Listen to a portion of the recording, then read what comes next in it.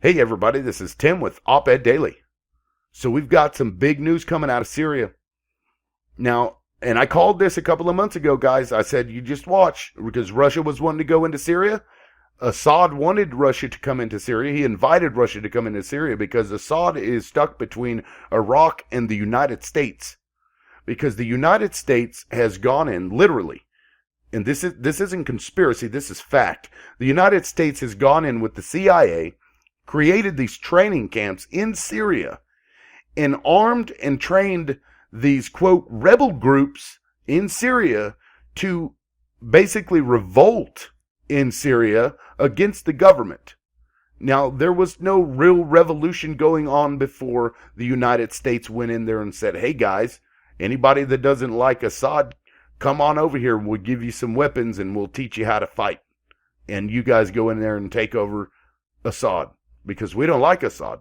Now, why doesn't the U.S. like Assad? Because Assad doesn't do what we tell him to do.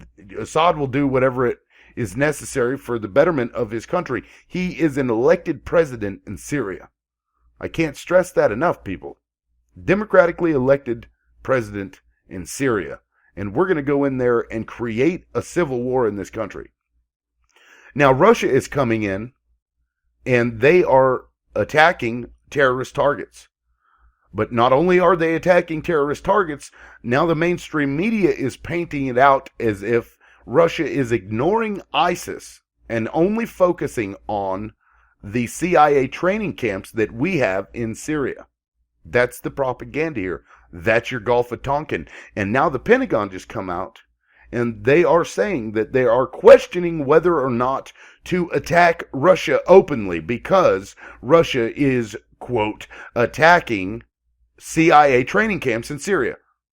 I shit you not, that's what's happening. And I called it months ago, guys. I said this months ago. I said, keep your eyes open because as soon as Russia goes in there, something's going to happen. Russia's going to accidentally bomb somebody. It was plain as day, and now it's happening. And unfortunately, we're going to find ourselves in a war with Russia and China and likely Germany, because I don't think Germany's going to back the United States here. And we're also going to find ourselves in war with Iran, because Iran is also shoveling troops into Syria to push back the terrorists. Now, the United States keeps claiming that they are fighting terrorists in the Middle East. That's the claim that they keep making. But the reason why the United States won't put boots on the ground is because they don't want to get rid of the terrorists yet. Because the terrorists, ISIS, if you will, is nothing more than a tool for the United States to go in and topple all of these governments and then install their own puppets into those countries. Whoever controls the oil and controls the Middle East controls the world. That's essentially what it breaks down to. If the United States were to gain political control over the entire Middle East, they could sanction any country and completely decimate economies in one fell swoop, because no oil would be coming out of there to any of those other countries. That's the whole thing.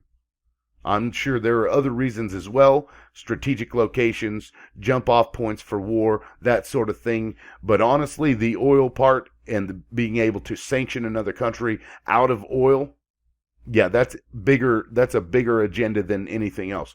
So now they're coming out and they're saying that they're contemplating whether or not to attack Russia because they claim Russia is attacking only CIA training camps in Syria. Now, I have an issue with that because we shouldn't have CIA training camps training rebel fighters to take over somebody's government. Like, what in the hell is that? You know, we call those people rebels. The U.S. is calling those people, the revolutionaries inside Syria, rebels. What do you think they would call a militia group in the United States that decided to actually start bombing, shooting, and killing people in the United States to try to topple the government? What do you think the government would call those people? Certainly wouldn't be a rebel group, would it? They wouldn't call them freedom fighters, now would they? Of course not. They'd call them domestic terrorists, because that's what they are. And Russia has been called in there because Syria is kind of screwed. They've got their hands tied. The U.S. has been screwing Syria over for the last 5 or 10 years now.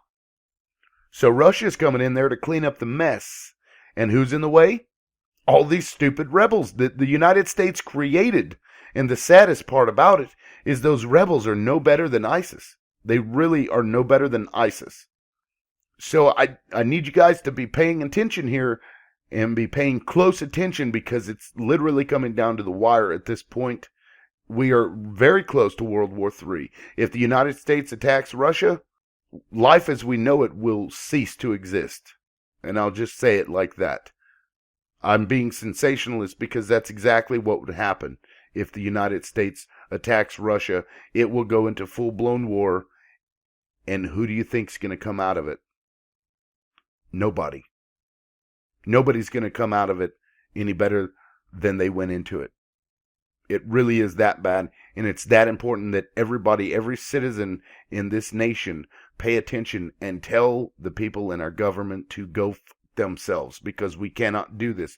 We can't even afford to take care of our own people, let alone prop up another damned war with a superpower like Russia and China and Iran. And all because we wanted to create a civil war in Syria and then topple a government. So we're going to go to World War III because Russia and China aren't going to let us do that. I mean, how shady is that?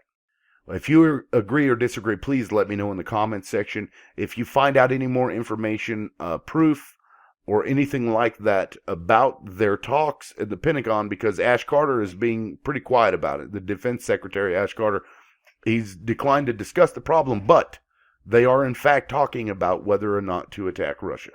So let's just wait and see what happens, I guess. But y'all need to get on the phone and y'all need to call your representatives as soon as you can and tell them, no, we can't do this.